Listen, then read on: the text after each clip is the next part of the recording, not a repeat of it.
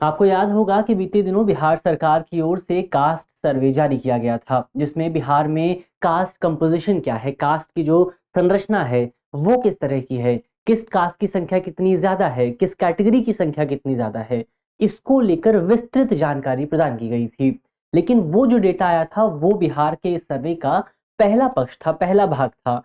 अब बिहार सरकार की ओर से इस पूरे सर्वे के दूसरे भाग को जारी किया गया है, जिसे आप बिहार के सामाजिक आर्थिक सर्वेक्षण के तौर पर देख सकते हैं, जिसमें बिहार में क्या सामाजिक स्थिति है, क्या आर्थिक स्थिति है, उसको लेकर बात की गई है। तो आज इस वीडियो में हम उसी पर बात करेंगे और उसको देखते हुए, इन दोनों रिपोर्ट को देखते हुए, इन दोनों अध्ययनों पर ध्यान देते हुए बिहार सरकार की ओर से अब राज्य में कुल 75% आरक्षण देने का प्रस्ताव लाया गया है। तो ये प्रस्ताव क्या है, प्रस्ताव में क्या क्या चुनौतियां आ सकती हैं, उन पर भी बात करेंगे। मेरा नाम है अक्षय और आपका स्वागत है दृष्टि आई इस चैनल की इस नई वीडियो में। तो चलिए वीडियो की शुरुआत करते हैं और सबसे पहले वीडियो की रूपरेखा को समझ लेते हैं। तो वीडियो में सबसे पहले हमने न्यूज यानी कि खबर की बात की। खबर को जानने के बाद हम मुख्य तौर पर बिहार सरकार की ओर से ये जो सर्वेक्षण जारी किया गया है, इस सर्वेक्षण के आंकड़े क्या कहते हैं, उन आंकड़ों पर बात करेंगे। इसके बाद बिहार सरकार किस तरह का प्रस्ताव लाने की बात कर रही है और इस प्रस्ताव के समक्ष किस तरह की चुनौतियां पैदा हो सकती हैं, और अंत में एक प्रश्न की भी बात करेंगे। प्रश्न जो होगा वो प्रीलिम्स का होगा और बहुत इंपॉर्टेंट सवाल है। तो अगर आप सवाल का जवाब जानते हैं तो कमेंट बॉक्स में उसको लिख दीजिएगा। इसके अलावा यदि आप इस विषय को किसी जीएस पेपर से जोड़ना चाहते हैं तो आप इसे जीएस पेपर 2 से जोड़ सकते हैं। आप इसे मुख्य तौर पर भारतीय समाज यानी कि इंडियन सोसाइटी और एससी और एसटी समुदाय से संबंधित मुद्दे, इन खंडों से आप इस पूरे विषय को जोड़कर देख सकते हैं। तो चलिए वीडियो की शुरुआत करते हैं और सबसे पहले बिहार सरकार की ओर से ये जो सर्वेक्षण जारी किया गया है, एक बार सर्वेक्षण की बात करते हैं। तो अगर आप बिहार में आंकड़ों को देखेंगे तो वर्तमान समय में बिहार की जो जनसंख्या है वो तकरीबन, बिहार में आपको तकरीबन 2.97 करोड़ परिवार मिल जाएंगे। अब बिहार सरकार की ओर से जो रिपोर्ट सामने आई है वो रिपोर्ट ये बताती है कि इनमें से तकरीबन 94 लाख परिवार ऐसे हैं जो कि गरीब की स्थिति में है, जो कि गरीबी रेखा से नीचे अपना जीवन व्यतीत कर रहे हैं।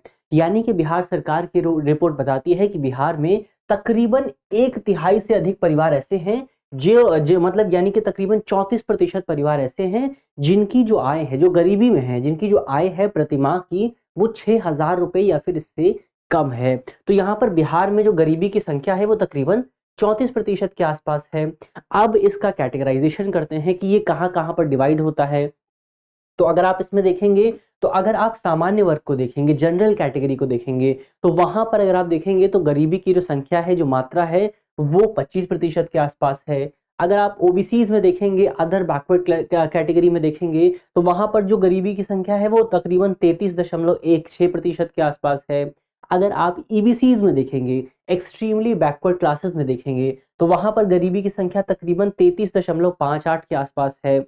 इसके बाद थोड़ा और आगे बढ़ेंगे आप, अगर आप एससी समुदाय को देखेंगे, शेड्यूल कास्ट को देखेंगे, तो यहाँ पर जो गरीबी है वो 42% के आसपास है। इसके बाद अगर आप एसटी समुदाय को देखेंगे तो यहाँ पर जो गरीबी है वो तकरीबन 42.70% के आसपास है। तो ये बिहार में गरीबी की क्या संख्या हुई, सामाजिक स्तर पर क्या संरचना मौजूद है, एक बार हमने उस पर बात की। अब हम आय की बात कर लेते हैं कि लोगों की आय का स्ट्रक्चर क्या है। तो हमने पहले भी बात की कि राज्य में तकरीबन 34% लोग ऐसे हैं, 34% परिवार ऐसे हैं जिनकी जो आय है प्रति माह की वो 6,000 रुपए या फिर 6,000 रुपए से कम है। इसके अलावा तकरीबन 29.6% परिवार ऐसे हैं जिनकी जो आय है, जिनकी जो मासिक आय है वो 6,000 से 10,000 रुपए के आसपास है। तो आप खुद देखिए, एक परिवार जिसमें 4 या 4 से ज्यादा लोग हो सकते हैं वो प्रति महीने क्या 10,000 रुपए कमा रहे हैं। तो ये अमाउंट कितना ज्यादा कम है। आपकी जरूरतें बहुत ज्यादा होती हैं, महंगाई बढ़ती जा रही है और इस बढ़ती महंगाई के बीच एक 4 लोगों का परिवार केवल 10,000 रुपए में अपना जीवन व्यतीत कर रहा है। इसके अलावा आंकड़े ये भी बताते हैं कि राज्य में मात्र 4.47% परिवार ऐसे हैं जिनकी जो प्रतिमाह की आय है वो 50,000 रुपए से ज्यादा है। तो ये मुख्य तौर पर आय की संरचना हुई। इसके अलावा अगर माइग्रेशन की बात करते हैं, प्रवासन की बात करते हैं, तो ये रिपोर्ट बताती है कि राज्य के तकरीबन 50 लाख जो लोग हैं वो राज्य से बाहर रहते हैं। इसमें से तकरीबन जो 46 लाख लोग हैं वो भारत के अलग अलग राज्यों में रहते हैं, और जो शेष अमाउंट बचता है, जो शेष लोग बचते हैं, वो दुनिया के अलग अलग देशों में रहते हैं। ये तो प्रवासन की बात हुई। इसके बाद आप शिक्षा की बात करते हैं, तो रिपोर्ट ये बताती है कि शिक्षा के मामले में बिहार ने बहुत खराब प्रदर्शन किया है। क्या प्रदर्शन किया है? तो रिपोर्ट कहती है कि बिहार में मात्र 7% लोग ऐसे हैं जिनके पास ग्रेजुएशन की डिग्री मौजूद है, जिन्होंने स्नातक की पढ़ाई की है। तो कितना खराब लेवल आप देख सकते हैं कि मात्र 7% लोग ऐसे हैं जो कि ग्रेजुएशन तक पहुंच पाए। इसके अलावा जब हम पोस्ट ग्रेजुएशन की बात करते हैं, परास्नातक की बात करते हैं, तो मात्र 1% लोग ऐसे हैं जिनके पास पोस्ट ग्रेजुएशन की डिग्री मौजूद है। अब अगर आप प्राइमरी एजुकेशन की बात करें, उन लोगों की बात करें जिन्होंने पहली क्लास से 5वीं क्लास तक पढ़ाई की है, जिन्हें लिखना, पढ़ना और अपना नाम लिखना इस तरह की चीज़ें आती हैं, उनकी अगर संख्या को देखें तो मात्र 22% लोग ऐसे हैं जिन्होंने प्राथमिक शिक्षा प्राप्त की है। तो इस आधार पर अगर आप देखेंगे तो बिहार की जो शिक्षा प्रणाली है, उस पर ये रिपोर्ट बहुत ज़्यादा सवाल लगाती है, सवालिया निशान खड़े करती है। बिहार के प्रशासन पर सवालिया निशान खड़े करती है कि इतने सालों के बावजूद भी बिहार में ये जो शिक्षा का स्तर है, उस स्तर में हम बहुत ज़्यादा सुधार नहीं कर पाए हैं। इसके अलावा अगर व्हीकल की बात करें, वाहन की बात करें, क्योंकि वाहन भी सामाजिक स्तर पर एक इम्पॉर्टेंट इंडिकेटर के तौर पर देखा जाता है, तो रिपोर्ट ये बताती है कि वर्तमान समय में बिहार में तकरीबन 95.5% लोग ऐसे हैं जिनके पास किसी भी तरह का वाहन मौजूद नहीं है। तो मात्र 5% लोग ऐसे हैं जिनके पास कोई वाहन मौजूद हो सकता है, चाहे वो कार हो, चाहे वो कोई दो पहिया वाहन हो, चाहे वो स्कूटर हो। तो इस तरह की जो सिचुएशन है वो बिहार में वर्तमान समय में मौजूद है। तो ये बिहार की स्थिति की बात हुई, बिहार की क्या सामाजिक आर्थिक स्थिति है, एक बार हमने उस पर बात की। अब हम बात करते हैं कि बिहार सरकार इन तमाम आंकड़ों को देखते हुए किस तरह का प्रस्ताव लाने की कोशिश कर रही है। तो एक बार उस प्रस्ताव पर बात करते हैं।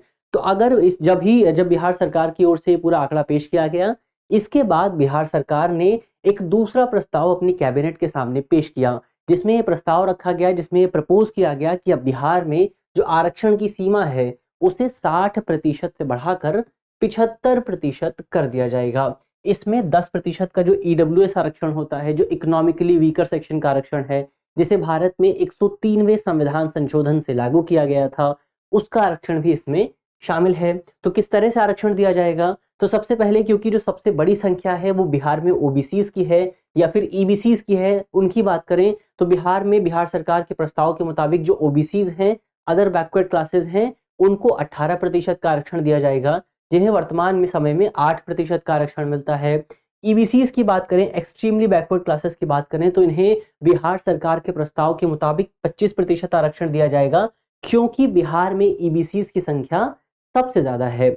वर्तमान समय में इन्हें तकरीबन 12% आरक्षण मिलता है। शेड्यूल कास्ट की बात करें तो इन्हें बिहार सरकार 20% आरक्षण देने की बात कर रही है, जिन्हें वर्तमान समय में 14% का आरक्षण मिलता है। इसके अलावा अनुसूचित जनजाति की बात करें तो बिहार सरकार इन्हें 2% आरक्षण देने की बात कर रही है, जबकि वर्तमान समय में इन्हें 10% आरक्षण मिलता है। यानी कि ओबीसीज, ईबीसीज और एससी की जो है आरक्षण है उसे बढ़ाया जाएगा, और एसटी का जो आरक्षण है, शेड्यूल ट्राइब का जो आरक्षण है, उसे कम किया जाएगा। बिहार सरकार का ये तर्क है कि बिहार में शेड्यूल ट्राइब की जो संख्या है वो कंपेरेटिवली बहुत कम है, तो उनका जो आरक्षण है वो अनुपात में किया जा रहा है, रेशो में किया जा रहा है। तो ये मुख्य तौर पर बिहार सरकार का प्रस्ताव हुआ। इसके अलावा कुछ मॉनेटरी बेनिफिट्स देने की भी बात की जा रही है। जैसे हमने बात की थी कि 94 लाख परिवार ऐसे हैं जिनकी जो मासिक आय है वो 6,000 रुपए से कम है। तो अब बिहार सरकार ये प्रस्ताव लेके आई है कि ये जो 94 लाख गरीब परिवार हैं, इन्हें मुख्य तौर पर 5 सालों तक बिहार सरकार हर साल 2 लाख रुपए प्रदान करेगी। तो ये पहला प्रस्ताव हुआ। इसके अलावा राज्य में तकरीबन 67 लाख परिवार ऐसे हैं जो कि भूमिहीन परिवार हैं, जिनके पास किसी तरह की भूमि मौजूद नहीं है। तो बिहार सरकार ये प्रस्ताव लेके आई है कि इन्हें एक बार में अपना घर बनाने के लिए 1 लाख रुपए प्रदान किए जाएंगे। इसके अलावा कितना खर्च आएगा इसमें? अगर खर्च की बात करें तो एक एस्टिमेट ये बताता है कि बिहार सरकार को ये प्रस्ताव पूरा करने के लिए तकरीबन हर साल 50,000 करोड़ रुपए का अतिरिक्त दबाव झेलना पड़ सकता है। तो ये मुख्य तौर पर बिहार सरकार के प्रस्ताव की बात हुई। लेकिन खर्चा एकमात्र चुनौती नहीं है, पैसे एकमात्र चैलेंज नहीं है, और भी कई सारे चैलेंज मौजूद हैं। तो क्या क्या चैलेंज मौजूद हैं बिहार सरकार के सामने इस पूरे प्रस्ताव को लेकर? तो इसमें से जो सबसे बड़ा चैलेंज है वो चैलेंज है 50% की आरक्षण की सीमा। तो बिहार सरकार अगर इस सीमा का उल्लंघन करती है तो इसे सुप्रीम कोर्ट के निर्देशों का उल्लंघन माना जाएगा और सुप्रीम कोर्ट इस पूरे प्रस्ताव को खारिज कर सकती है। कैसे खारिज कर सकती है, उसे समझने के लिए हमें यह समझना होगा कि ये 50% की जो सीमा है वो किस तरह से अस्तित्व में आई। तो इस कहानी की शुरुआत होती है मुख्य तौर पर मंडल आयोग के साथ।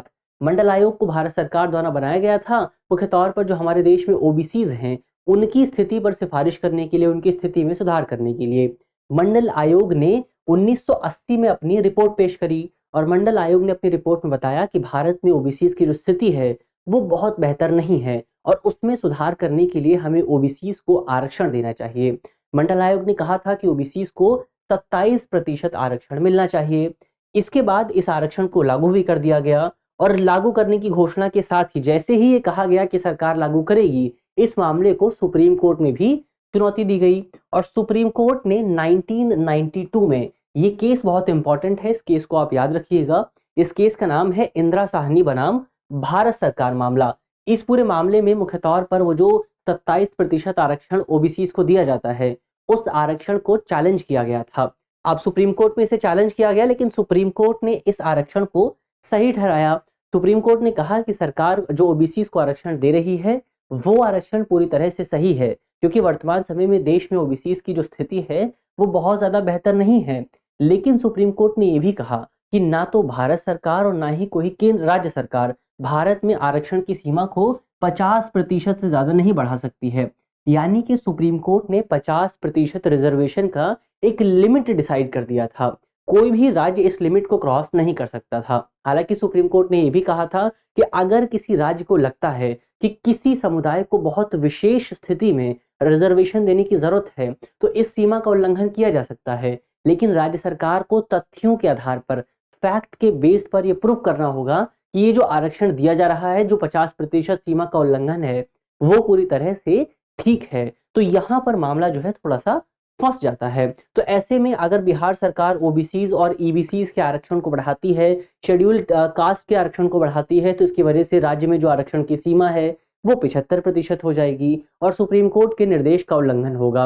इसके बाद इसको सुप्रीम कोर्ट में चुनौती दी जाएगी और बिहार सरकार के सामने एक बड़ा चैलेंज ये होगा कि सरकार किस तरह से ये सिद्ध करेगी कि राज्य में ओबीसीज और ईबीसीज की स्थिति बहुत ज्यादा खराब है और उन्हें आरक्षण देने की जरूरत है। हालांकि ये जो पूरा रिपोर्ट, पूरा जो सर्वेक्षण जारी किया गया है उसे उसी आधार पर, उसी को आधार बनाने के लिए इस्तेमाल किया जा सकता है। तो ये हमने मुख्य तौर पर इस पूरी सीमा की बात की। इसके अलावा जब भारत में मंडल आयोग ने 27% आरक्षण की बात की थी तो उस समय मंडल आयोग के सिफारिशों को देखते हुए देश भर में जो जनरल कैटेगरी थी उसकी ओर से बहुत ज्यादा विरोध प्रदर्शन किए गए थे।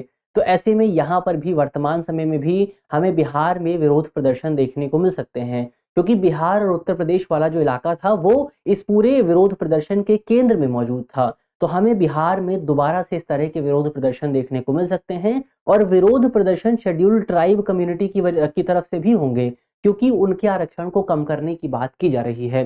तो ये तमाम चुनौतियां हैं जो बिहार सरकार के सामने देखने को मिल सकती हैं इस पूरी व्यवस्था की वजह से, इस पूरे प्रस्ताव की वजह से। तो हमने चुनौतियों की भी बात कर ली है, हमने इस पूरे विषय को समझ लिया है। अब अंत में हम एक प्रस्ताव की बात कर लेते हैं, हम एक प्रश्न की बात कर लेते हैं। प्रश्न जो है वो प्रीलिम्स का है और आप कमेंट बॉक्स में सवाल के जवाब को दे सकते हैं। आज का हमारा प्रश्न है कि सरकार द्वारा किस संविधान संशोधन के जरिए आर्थिक रूप से कमजोर वर्ग यानी कि इकोनॉमिकली वीकर सेक्शन के लिए आरक्षण का प्रावधान किया गया था। हमारे ऑप्शन है, ऑप्शन ए 101वां संविधान संशोधन, ऑप्शन बी 102वां संविधान संशोधन, ऑप्शन सी 103वां संविधान संशोधन या फिर ऑप्शन डी 104वां संविधान संशोधन। तो कमेंट बॉक्स में आप इस सवाल का जवाब दे सकते हैं। बहुत आसान सा सवाल है, यदि आपने वीडियो को ध्यान से सुना होगा तो हमने इस सवाल का, इस पूरे प्रश्न का, इस पूरे फैक्ट का जिक्र भी किया था। तो जल्दी से वीडियो के कमेंट बॉक्स में सवाल का जवाब दे दीजिए। ये आज की हमारी वीडियो हुई। यदि आप वीडियो की पीडीएफ चाहते हैं तो टेलीग्राम ग्रुप से जुड़ सकते हैं और तब मिलते हैं आपसे अगली वीडियो में। तब तक के लिए अपना ख्याल रखिए, चैनल को सब्सक्राइब कर दीजिए। आप जानते ही हैं वीडियो की टाइमिंग जो है वो थोड़ी सी चेंज हो गई है, अब हम 3:30 बजे आपसे रोज मिलते हैं। इसके अलावा आप द हिंदू वाली जो न्यूज़पेपर एनालिसिस आता है उसके बारे में भी जानते हैं। अगर नहीं जानते हैं तो जल्दी से लाइव सेक्शन में जाइए दृष्टि की यूट्यूब चैनल पर, और वहां पर आप न्यूज़पेपर एनालिसिस देख सकते हैं। तो ये आज की तमाम खबरें हुई, जल्दी से न्यूज़पेपर एनालिसिस वाले प्रोग्राम को भी देख लीजिए। आज हमने बहुत इंपॉर्टेंट खबरों पर वहां पर चर्चा की है। मिलते हैं आपसे अगली वीडियो में, तब तक के लिए अपना ख्याल रखिए, ध्यान रखिए, पढ़ते रहिए। धन्यवाद।